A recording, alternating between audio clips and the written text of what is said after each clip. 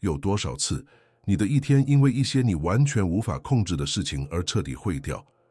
一场倾盆大雨取消了你的计划，一份工作恢复迟迟未到，一个项目尽管你付出了所有的努力却崩溃了。你能感觉到这种持续的摩擦吗？这场你每天都在进行的反对事实如此的沉默而疲惫的战斗，你绝望地希望现实能去赋予你的意志。这种抵抗，这场反对继承事实的内心战争，是你所经历的几乎所有痛苦和这么的真正根源。它是一种生命能量的无声血楼，让你在一天结束前就筋疲力尽，陷入沮丧和无数的循环中，质疑为什么事情总是不按计划进行，却没有意识到问题不在于计划，而在于斗争本身。这种不刷感成为一个持续的伴侣，一种低度的慢性焦虑，为你所有的经历染上色彩。你开始感觉自己是时间的受害者，像风中的一片叶子，被生活的环境跑来跑去。你所有宝贵的精神能量都被消耗在一个无用的漩涡中，充满了抱怨、对过去的悔恨和对未来的瘫痪性恐惧。你反复在脑海中中文本该说什么，或者幻象事情本该是什么样子，构建出一切都完美平行的宇宙，而你真实的生活却在瓦解。这种反应状态让你变得脆弱，是你的内心平静完全依赖于外部因素。这是一种你内心深处知道是不可持续切记都不能令人满意的状况。但如果我告诉你，有一种方法可以结束这场战争呢？如果有一种方法可以将这种摩擦转化为燃了，将这种脆弱转化为不可动摇的力量呢？今天你将不仅仅学习一种生产力技巧或一个激励窍门，你将被介绍给一种古老而强大的心智技术，一个能够完全中构你与现实关系的工具。在这段视频中，我将引导你通过3个世纪步骤来掌握爱命运的原则。这是一种4多各派的艺术，不仅是接受，更是热爱你的命运，将每一个障碍、每一次挫折和每一次胜利都转化为你伟大的原材料。如果你准备好踏上这段路程，请订阅频道，以免错过我们接下来的内容，并在下方评论你从那个城市或国家开始这一转变。解决这场内心战争的方法，不是一个新的组织策略或一个手机应用，而是一种深刻的哲学，一种在罗马帝国的熔炉中锻造，并有皇帝和哲学家们在生活的战场上检验过的真正的心智技术。我们谈论的是4多个主义以及其最锋利、最强大的工具——爱命运原则。这不仅仅是一个用来沉思的想法，而是在日常生活中会晤的武器。把它想象成你心智的操作系统，旨在让你在面对存在的必然混乱时变得坚固、有人性，并且最重要的是保持着静。4多个派不是在和平与舒适的时代创造出这个的，而是在瘟疫、战争和背叛之中，证明了正是在生活最艰难的时候，这种哲学才变得最重要和最具变革性。现在，你理解我们将在这里进行的战略性中构思至关重要的。爱命运，在拉丁语中，意为对命运的爱，常常被误解为一种被动的顺从，好像只是低下头接受痛苦。这于是向去深渊。爱命运不是接受命运，而是一种激进的热爱命运的行为。这是一种有意识、主动的决定，将每一刻，尤其是最痛苦和最具挑战性的时刻，不是为需要忍受的东西，而是为必要的东西，就好像你自己选择了它一样。它是一种反脆弱的算法，一个不仅能在混乱中生存，还能从中受益的公式，一个能直视障碍并说，这正是我变得更强大所需要的。这种心态是历史上最强大的人物之一，哲学家皇帝马克·奥勒留的支柱。在他的沉思录中，他为我们留下了时间这一点的指南，总结在他最具冲击力的一句话中：阻碍行动的将推动行动，挡在路上的将成为道路。这意味着障碍不是阻止你前进的东西，障碍就是你的旅程。困难、沮丧、失落，这些不是岔路，它们正是你锻造品格和建立力量的原材料。通过这个视角，没有什么是纯粹负面的，一切都可以转化为机遇、力量和智慧。这就是爱命运的承诺。现在我们将学习如何应用它。第一步，也是最根本的一步，是彻底的接受。这是你在与现实的战争中宣布停火的声明。在这段成为4多个连金注释的路程中，你的第一个任务就是停止战斗。这意味着训练你的心智去观察一个事件，尤其是一个你认为是负面的时间，并拒绝给它贴上好或阿帕亚的标签。你必须学会看到它的本质，宇宙结构中的一个中型事实。一个胞胎不是一场灾难，它是一个没有气的轮胎。工作中的一句批评不是人身攻击，它是别人说出的话。这种剥离时间即时判断的行为，创造了智慧发挥作用所必须的空间。达到这种状态的具体做法是有意识的暂停。当不希望发生的事情发生时，你的心智会瞬间射向1000个方向，释放皮质醇，制造在男性场景，并准备让你战斗或逃跑。你的任务是中断这个过程，深呼吸，只是观察，不带形容词的观察外部情况，观察在你内心形成的情感风暴，而不要认同它。你不是你的愤怒，你是观察愤怒的意识。这种瞬间的分驰是你的超能力。这是从戏剧中的演员角色中走出来，做上导演绎的行为。导演能清晰客观地看到整个场景，理解每个元素在宏大叙事中都有其目的。这第一步是建立整个爱命运大厦的地基。没有彻底的接受，任何寻找一出或热爱命运的尝试都将是认为的，只是一种脆弱的积极思考练习，在第一次真实压力面前就会崩溃。真正的力量不是来自于在事情看起来糟糕时假装它们是好的，而是来自于认识到现实的本来面貌，一起所有的严酷和冷漠，并仍然坚定不移。这是对你心智的训练，叫它在周围世界旋转时保持稳定，成为命运浪潮无法撼动的岩石。不是因为它否定浪潮，而是因为它全然接受它们。因此，你眼下的任务是成为你自己生活的不偏不倚的观察者，像科学家对待新现象一样，对待每一个时间，带着好奇，而不是谴责。移除你投射在事实上的情感负担。交通不是在针对你，它只是存在。雨不是毁了你的一天，它只是在下。通过练习这种重理性，你收回了你交给环境的权利。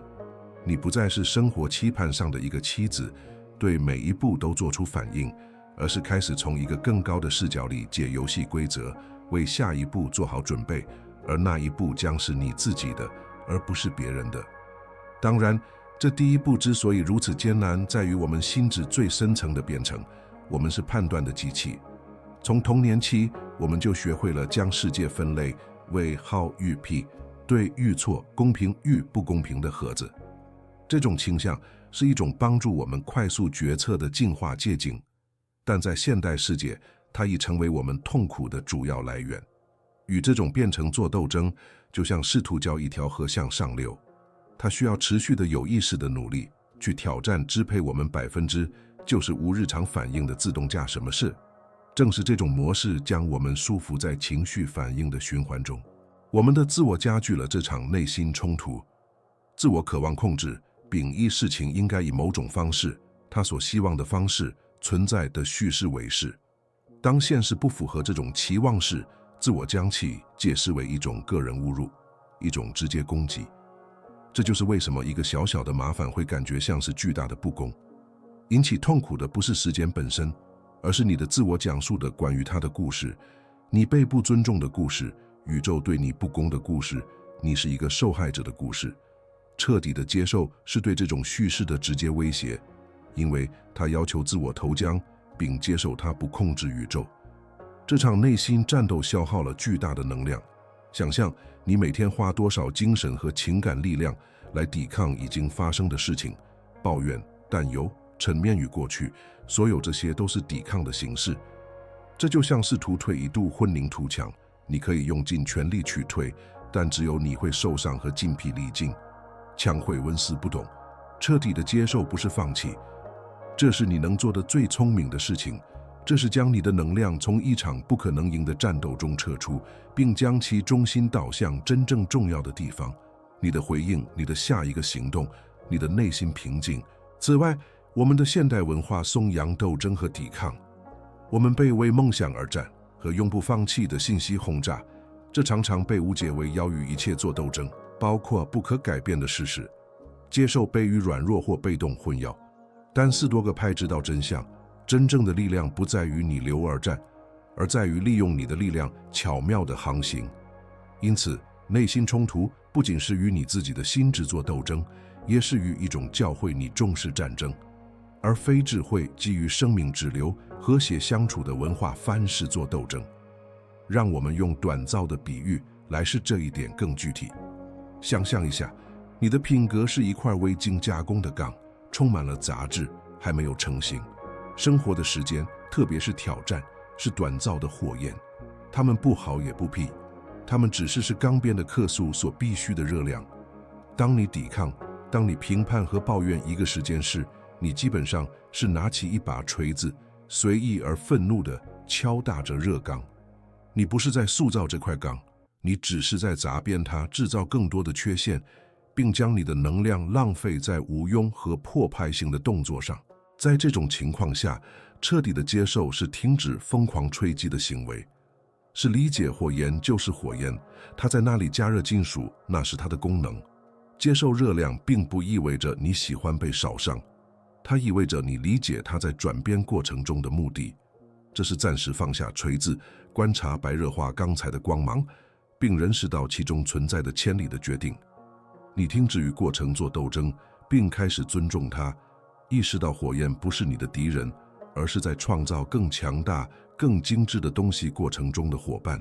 这个暂停让你能够将愤怒和反应性的锤子换成工匠的精密工具、智慧、耐心和策略。只有在接受了火焰的热量之后，你才能开始思考如何塑造钢材。你希望它有什么形状？一把锋利的剑，一个坚固的盾牌。对时间的接受给予你决定下一步行动所需的精神清晰度。没有它，你仍然只是热量的受害者，以痛苦和愤怒做出反应，而不是成为锻造大师，利用热量来创作一件艺术品。你面临的每一个困难都是进入锻造喊的新机会。一段关系的结束，一次财务损失，一个健康问题，这些都是最猛烈的火焰。自然的倾向是陶持热量，诅咒锻造喊，并为刚才必须被加热的事实而被叹。但斯多格连金哲士明白，正是在这些最热的火焰中，最深刻的转变才会发生。他学会忍受热量，观察金属变色而没有恐慌，知道这是通往精通和创造真正坚不可摧品格之路上不可或缺的一步。因此，锻造的比喻告诉我们，接受不是被动，相反，它是有效行动的先决条件。它将时间的原始混乱转化为你个人进化的原材料。你不再是人有命运随意敲打的金属，而成为铁匠，有意识地服从于过程以创造自己。你明白痛苦和困难不是事情出错的迹象，而是锻造喊已经开启，创造工作正在进行中的迹象。这就是停止战斗者一件贪心为中所蕴含的力量。在结束这第一点时，你开始理解你获得了多么巨大的力量。通过练习彻底的接受，你收回了你的精神主权，你关闭了反应性的自动驾驶模式，并有意识地控制你的内在体验。你如此寻求的平静将不再是一个偶尔的访客，依赖于一个完美无瑕的日子。它将成为你的基线，你的自然状态，因为它不再依赖于外部条件，而是依赖于你内在的不与你无法改变的事情开展的决定。你成为自己住进的源泉，直接的实际结果是巨大的能量节省。所有以前浪费在沮丧、抱怨和焦虑中的力量，现在都可供你使用。这就像关闭了几十个在你大脑后台运行、消耗你精神电池的应用程序。突然之间，你有了更多的专注力、更清晰的头脑和更多的能力来解决你真正能影响的问题。你在职业生活中变得更有效率，在人际关系中更在场，在决策中更明智。这一切都因为你停止了将你最宝贵的资源浪费在注定失败的战斗中。这是反脆弱的基础。通过接受现实的本来面，你对冲击和混乱变得免疫。以前会让你崩溃的时间，现在变成了需要处理的信息。你发展出一个内在的稳定核心，不会被外部的动荡所动摇。你不会变得麻木不仁，相反，你变得如此深刻的稳定，以至于你可以体验到悲伤或失望等情绪，而不会被他们摧毁。你观察他们呢，从中学习，然后让他们像你意识天空中的云彩一样飘过。你变得不可动摇。因此，这第一步也是至关重要的一步的结论，是一种力量的宣告。通过停止内心战争，你不是在向生活投降，你终于开始按照自己的方式生活。你正在宣布你独立于环境，你正在告诉宇宙，无论你送来什么阳光或风暴，成功或失败，我再也不会与你的浪潮搏斗。相反，我将学习如何冲浪。这是将偶然的钱转化为命运的黄金的第一步，也是4多个炼金术士的第一个行动。随着通过彻底接受获得的平静，你现在准备好进行第2步，炼金术。在这个阶段，你从一个被动的观察者转变为一个主动的变革推动者。这里的人物不再仅仅是如实的看待事物，而是积极地问：我如何利用这个？这个问题是4多个派的魔杖，它从根本上改变了你和时间之间的权力动态。你不再是环境的受害者，而成为一个战略家，一个在劣势中寻找隐藏机会、隐藏优势的艺术家。这不是寻找付钱的积极面，这不关乎在你视野时说，至少我还有健康。这是一个更深刻、更无视的过程。这是对情况进行战略分析，以从中提取真实有形的益处。事业可能是发展新技能，创办你一直梦想的企业，或重新评估你职业生涯的机会。一场疾病可能是学习更好地照顾你身体的机会。一次背叛可能是一个关于界限和人性的艰难但宝贵的教训。每一个障碍都成为一个伪装的老师。炼金术的过程是与好奇心。在接受事实之后，你用一种探究的心态来处理它，提出具体问题。这种情况能教给我关于我自己的什么？它暴露了我现在可以加强的那些弱点。为了克服这个，我被迫发展什么技能？耐心、勇气、沟通。我如何将这个看似诅咒的时间转变为我成长旅程中最大的祝福？这种深文讲问题从一度坚固的墙变成一个可以解决的谜题，以3可以通往新发展水平的门。这一步是马克·奥勒留所说的障碍及道路的核心。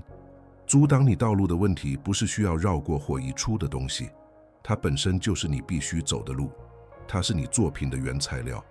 4多个炼金术是不祈求一个轻松无碍的生活，他祈求有力量和智慧将任何障碍都变成垫脚石。他明白，品格不是在风平浪静中锻造的，而是在暴风雨中。因此，他学会了看到新困难的到来不是恐惧，而是一种谨慎的热情。就像一个运动员看到一个值得尊敬的对手，认为这是测试自己极限并变得更伟大的机会。当然，这一炼金术步骤面临着强烈的内部阻力。我们心知在负面事件后的自然倾向是沉浸在自怜中，扮演受害者的角色要容易得多，短期内也更有满足感。这个角色面出了我们的责任，甚至可能为我们赢得他人的同情。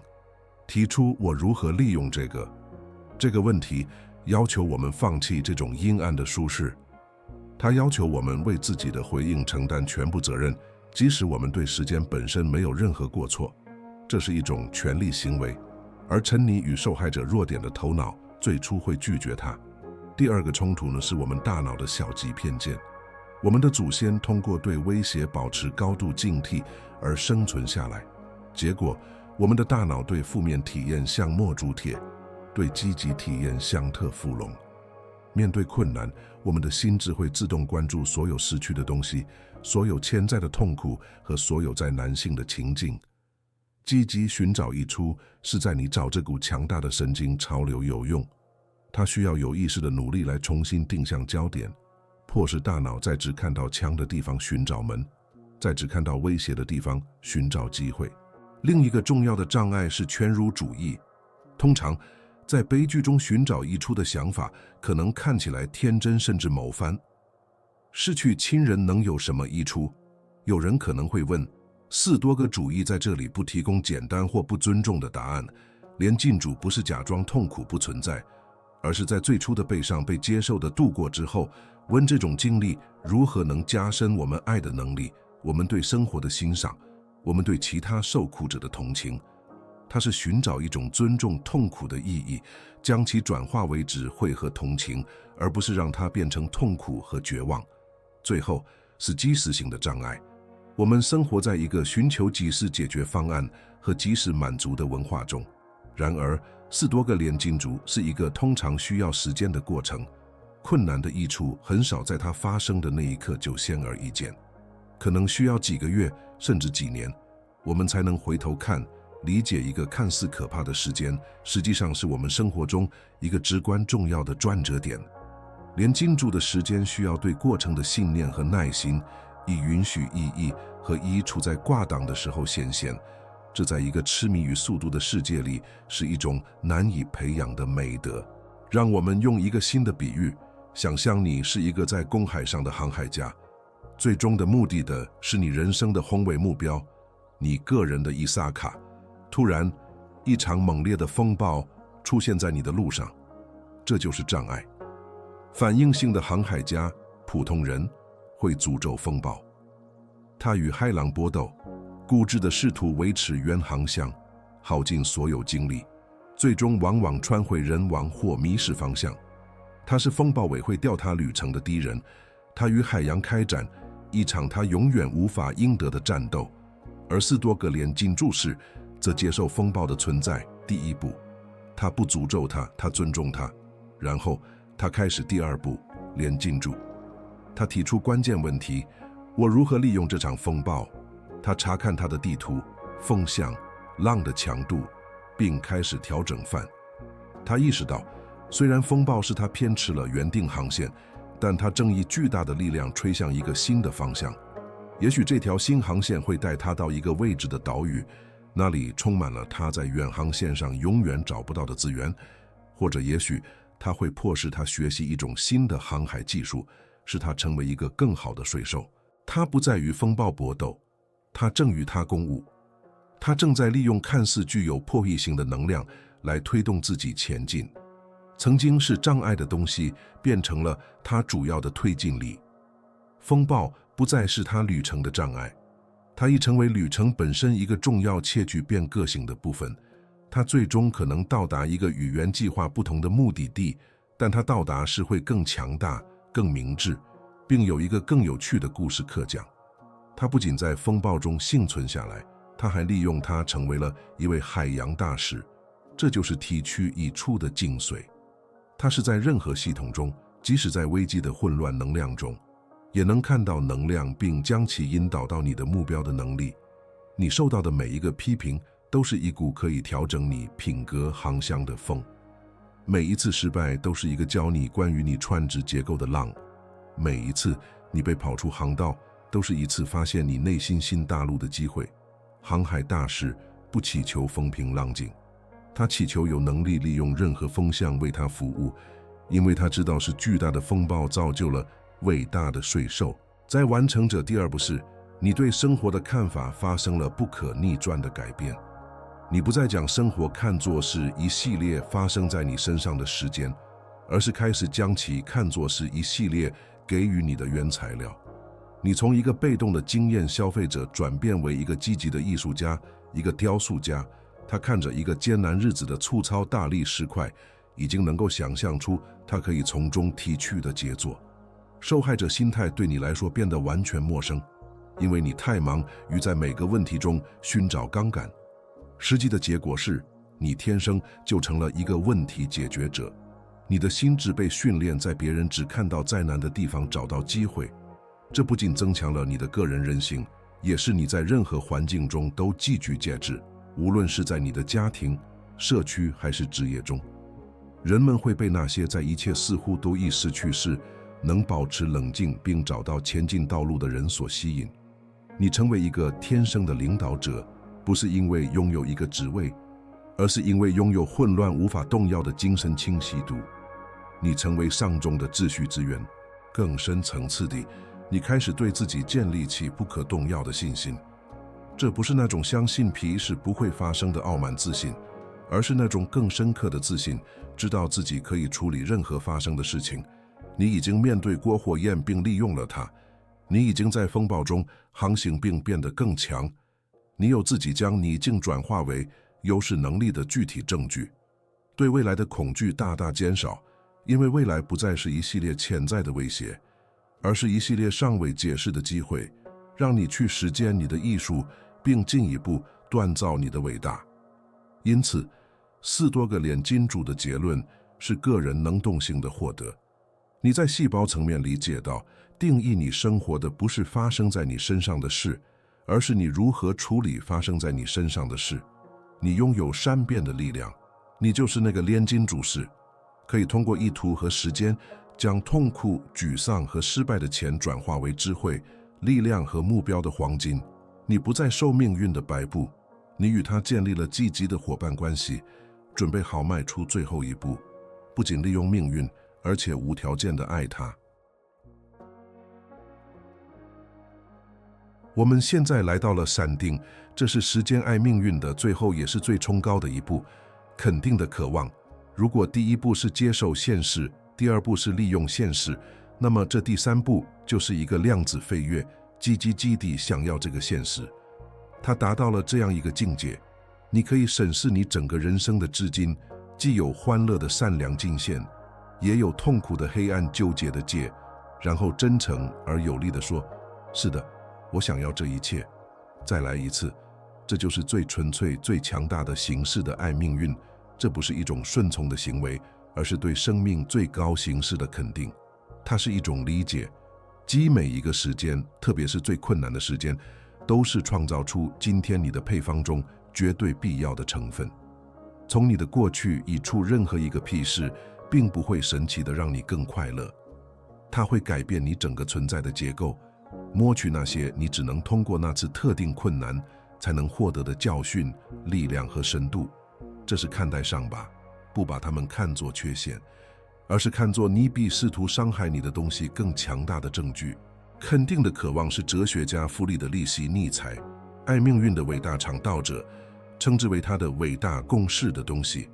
他挑战我们不仅要忍受必要的东西，还要去爱它。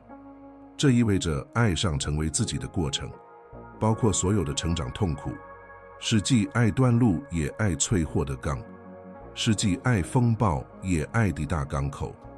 你不再希望生活更容易，而是爱上了挑战，既让自己变得足够强大以面对生活本来的样子。这是从想要改变世界转变为专注于为世界强化自己的转变。这种时间体现在一种激进的感恩中，不仅仅是对好事感恩，而是一种对困难的深刻而矛盾的感恩。你感谢那次教会你洞察力的背叛，你感谢那次教会你谦逊的失败，你感谢那次教会你爱与时间真正介质的失去。你明白你的力量不是来自轻松的日子，而是来自最黑暗的时刻。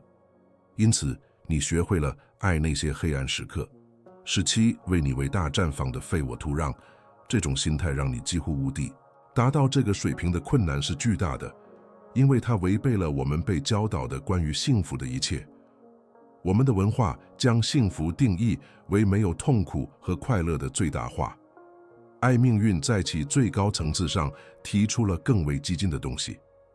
真正的喜悦不在于避免痛苦，而在于将一切快乐与痛苦整合到对生命的统一肯定中。这谋求我们放弃一个完美无瑕、没有问题的幻想生活。这个理想是我们持续不满的根源，并用保险始终不完美而混乱的魅力。这里的内心冲突在于我们对痛苦的厌恶。我们的神经系统被设计来不惜一切代价避免痛苦。肯定的渴望一个包含剧烈痛苦的过去，似乎是违反直觉的，甚至是自虐的。但4多个牌区分了干净的痛苦和肮脏的痛苦。干净的痛苦是受伤是不可避免的感觉，肮脏的痛苦是我们通过抵抗受害者心态和这不应该发生的故事，在上面添加的所有苦难。爱命运是接受干净的痛苦作为生活的一部分，并拒绝制造肮脏的痛苦，从而将自己从不必要的苦难中解放出来。另一个挑战是后悔。头脑喜欢回到过去玩如果的游戏，如果我接受了那份工作怎么办？如果我没有结束那段关系怎么办？肯定的渴望是后悔毒药的最终解毒剂，它封锁了通往过去的大门，不是用顺从，而是用爱。它炫成你走过的路，尽管有所有的错误、转弯和死胡同，是唯一可能带你到这里的路。而这里，这个确切的当下是生命发生的唯一地方。爱你的命运就是爱你的现在，它是你所有过去的结果。最后是对未来的恐惧，即使我们学会了爱过去，我们可能也会害怕未来会带来一些可怕到无法去爱的事情。然而，爱命运的时间是一种为我们做好准备的训练，通过练习爱上小的挫折，然后是更大的困难，最终是过去的巨大悲剧。你正在建立一种精神肌肉。你不是对一个轻松的未来产生深刻的信心，而是对你能够找到接受、提取益处，并最终爱上未来可能带来的任何事情的能力产生信心，从而将对未知的恐惧转变为好奇和自信。让我们以主家的比喻来结束。4多个炼金术士是他自己生命的大师。想象一个只工作在一台巨大的织机前，递给他的现实，他生命的时间有命运给予，有些是金色的丝线，有些是粗糙黑暗的样貌。普通的反应性的织工会抱怨那些黑线，它是图纸用金线来织，但织出的挂毯是不完整的、脆弱的、没有深度的。他一生都在为受到的材料质量而沮丧，他的最终作品反映了这种抵抗。它是一件没有生命、没有对比的作品。4多个炼金术士制衣大师受到了完全相同的线，他接受所有这些线。第一步，他知道他无法控制送来的线的颜色或质地，只能控制他如何编织它们。然后他检查每一根线，特别是那些最黑暗、最粗糙的线，并问：我如何用这根线来突出其他线的美？第二步，他明白是黑线和亮线之间的对比创造了深度、质感和试探的真正美丽。逝去的黑线使爱的金线更加明亮地闪耀。但正是在第3步，他达到了精通。他不仅接受和使用黑线，他开始爱上它们。他看着织机，明白他生命的挂毯如果缺少了任何一根线，都不会是现在的杰作。他肯定地渴望各种线的到来，因为他相信自己有能力将它们编织成一个充满力量和魅力的故事。他看着完整的作品，包括所有的不完美和对比，不会改变任何一根线。他爱整个挂毯，因为它是他的，它是他旅程的见证。这就是爱命运的状态。它是审视你存在的完整植物，而不希望溢出任何一部分，因为你明白一切都是相互关联的。快乐、痛苦、成功、失败，所有的一切都编织在一起，构成了你生命中那都一无二、宏伟壮丽的艺术品。你成为了那个不仅使用受到的原材料工作，而且爱上它的艺术家，在每一根线尾中看到潜在的美，无论它在你手中是看起来多么黑暗或粗糙。通过内化者最后一步，你达到了很少有人能体验到的自由状态。你摆脱了偏好的保证，摆脱了希望事情有所不同的持续渴望。你不是通过改变环境找到平静，而是通过彻底改变你与他们的关系找到平静。幸福不再是追求快乐的时刻，而成为一种存在状态，一种对整个存在的持续而愉悦的肯定。在其所有光荣和可怕的全部中，你与生命之流合二为一。最终的结果是一个没有恐惧和后悔的生活。过去用爱封存被视为锻造你的必要训练，未来以开放的心态迎接被视为你艺术的空白画布，而现在则以完全的强度和在场感来生活，因为你不再浪费精力希望它成为别的东西。你在这里，现在与命运合作，用给予你的线编织你的杰作，热爱过程的每一寸。这是从反应者到士多个炼金术士的彻底转变。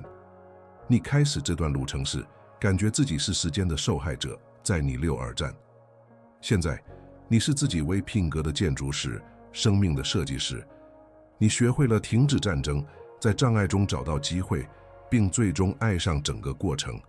你不仅学习了一种哲学，你锻造了一个新的身份，一个充满力量、人性和深刻、不可动摇的平静的身份，而这一切只取决于你自己。因此，旅程在起点结束，一个选择。选择不仅是接受你的命运，甚至利用它，而是用你存在的每一根线尾去爱它。选择对生命说是无条件地。这是你的伟大公式，你翻脆弱的工具，你通往有目的和有意义生活的道路。这是爱命运的终极力量。不要把它当作一个概念来使用，而要作为你的日常时间，并观察自己在任何环境下茁壮成长。你已经走到了这段路程的尽头，但实际上，这仅仅是个开始。你已经获得了4多个炼金术士的工具，接受的平静、炼金术的力量，以及肯定挚爱的自由。现在，选择完全在你。你可以关掉这个视频，回到那个被环境浪潮跑来跑去的反应者，或者你可以承担起你作为品格建筑师的新身份。如果你选择第2条路，如果你决定成为锻造大师，那么就做一个承诺的姿态。给这个视频点个赞，不是为了帮助我，而是作为你与现实新契约的印章。订阅加入我们的现代铁匠社区，他们正在塑造自己，使自己不可动摇。现在，让我们用一个公开的生命来封印这个承诺。言语有力量，特别是当它被写下和宣告时。我希望你去评论，去写下总结今天课程的句子，你的新真理，我的命运，我的力量。评论这个不是为了算法或为了我，是为了你自己。